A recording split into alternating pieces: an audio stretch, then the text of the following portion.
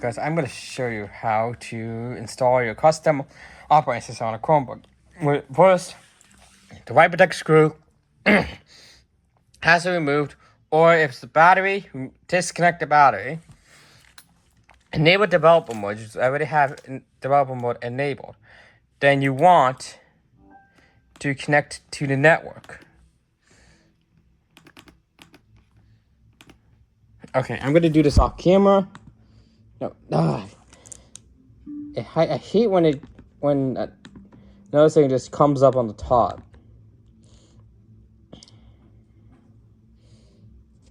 Okay, make sure you connect to your own one.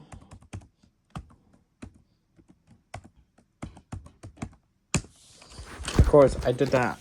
Okay, so once you're connected to the network, you do Control Alt and this key. All right, let me open up. Okay. Okay. Let me go ahead and go back. So you need to be on Mr. Chromebox.tech. So you type in Chronos. And here we go. If you see here, you can see Chronos localhost. So I'm gonna put my camera down and angle it so you can see what I'm typing. Hold on. Use the laptop. So you got to type in CD, this, and then CRL dash LO has to be caps, Mr. Chromebox Tech. Actually, tech / firmware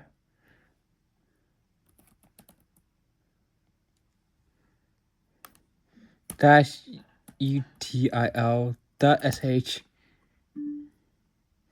and then and sudo bash firmware util.sh, and then click enter. And you see this? Firmware utility script is starting up. It's best to do this after you power wash the Chromebook, so you don't have to enter in a passcode. So it's right now download the required tools, and after it does this, it's gonna go into a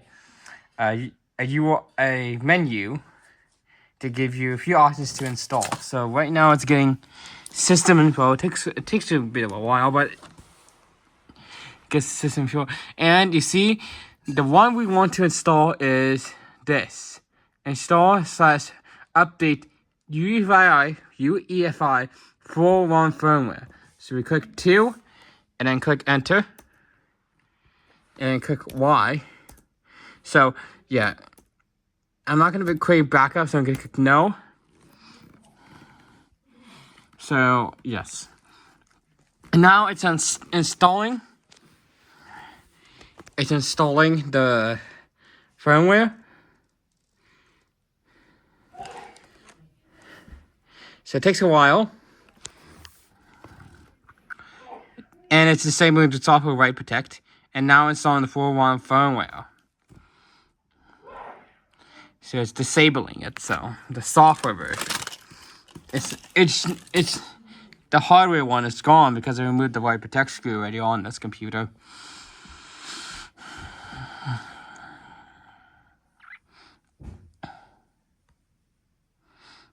Now, please note, you might not be able to do this on a school computer, and you shouldn't be doing it on a school computer that you don't own, because it would just force developer mode back off. So, and now it says important. The first bit of may take so long. I'm gonna go ahead and plug in the USB installer. This one has Windows. Now, please note, if you're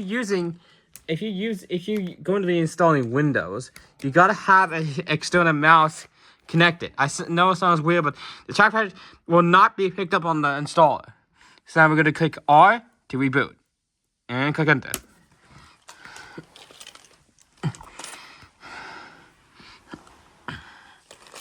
And now, so it will take a while because since this is the full on firmware, it's basically post testing. It's basically post testing. So the status light on the front tells you that the computer's on. Just give it a minute and then it'll boot up. And there you go. You got the rabbit, which is the icon. And it's already reading from the flash drive, I could tell. Actually, no, it's just eMMC device failed. I'm just going to click continue booting. And it should be booting off the flash drive now. Yeah, it's flashing. It should now be booting off the flash drive.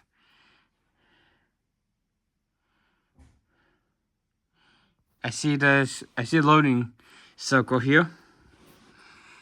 Now please note this ball here that you see, I do not see in my eyes. So now you want to go and do some stuff to bypass some stuff. So we're gonna click. So we don't want to click install now, but so you want to go into terminal to get into regedit.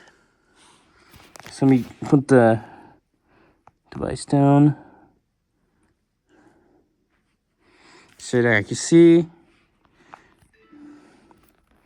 So I'm actually gonna go back. Oh, I can't. Oh wait, I'm gonna quit, and then you're gonna go shift, then F10. Ooh, I hold it for too long, so you do. Then you type in reg edit. You want to go to HQ local machine system, and then setup. Now you want to add a new key. Label this lab config.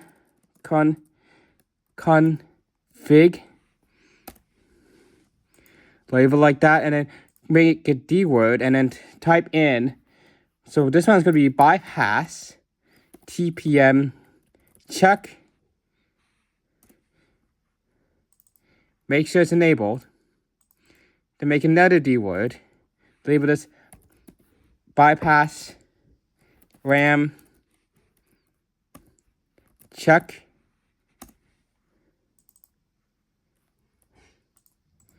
Then create a new D word. Then label this one bypass secure boot check. Gotta make sure all of these are enabled. One means it's enabled. So you do that, and then you close out of this. Then click install now.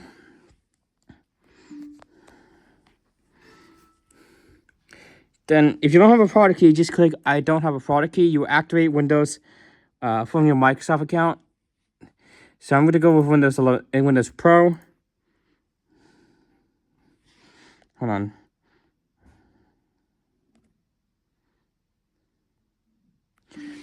And see, it did not give me the message that says this PC cannot run Windows 11.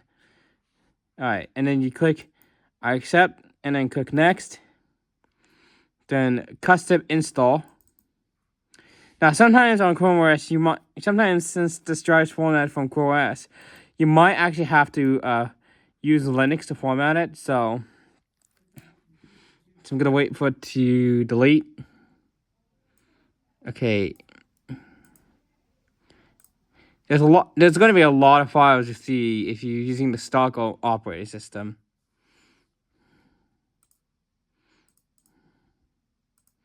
Delete.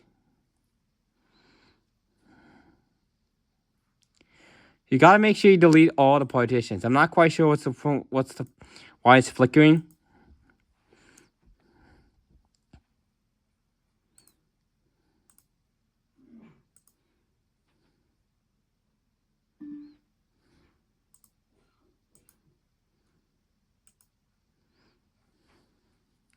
But I'm deleting every partition on here.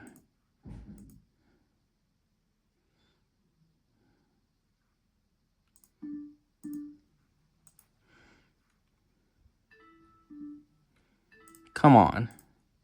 Now, since this only has 16 gigs of RAM, since the RAM's and since the memory, the storage is not replaceable, you gotta go to CoolStar's website after you set up Windows to compact the OS. Alright. This is need to be 52 gigs by larger. Just click next. Windows will partition this drive. And so right now it's copying Windows files. But after this, it's going to boot into Windows. It's not going to be this. So since this one here is a C730 technically, this one here should have regular VTech audio drivers that it will either automatically detected by Windows or you install on coolstars.org. So yeah. And that's how you get a 4.1 firmware on here, so you can install whatever operating system on this Chromebook, on a Chromebook, even ones that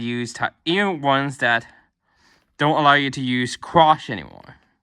This method works on this type of laptop as well. The one with crosh being disabled. You gotta do this method, and after you do this method, and type in the specific script and install firmware, it will work. This method I showed you works on every Chromebook, no matter if you have access to crosh with the script. This works with every Chromebook. So I hope you guys enjoyed this video on how to put 4.1 firmware on this. Just to make sure that the right protect screw, if it has one, remove it. Or disconnect the battery, because the battery could also be a right protect, so disconnect that. You gotta have the AC adapter plugged in all the time. And then you can go ahead and enable developer mode and go ahead and put 4.1 firmware on here and put whatever operating system you want on here. So hopefully you guys enjoy this video. I hope you enjoy this video, and this will definitely help a lot. Definitely help you guys to install a 4.1 firmware on a Chromebook. If you have an error in crosh. Hope you guys enjoyed.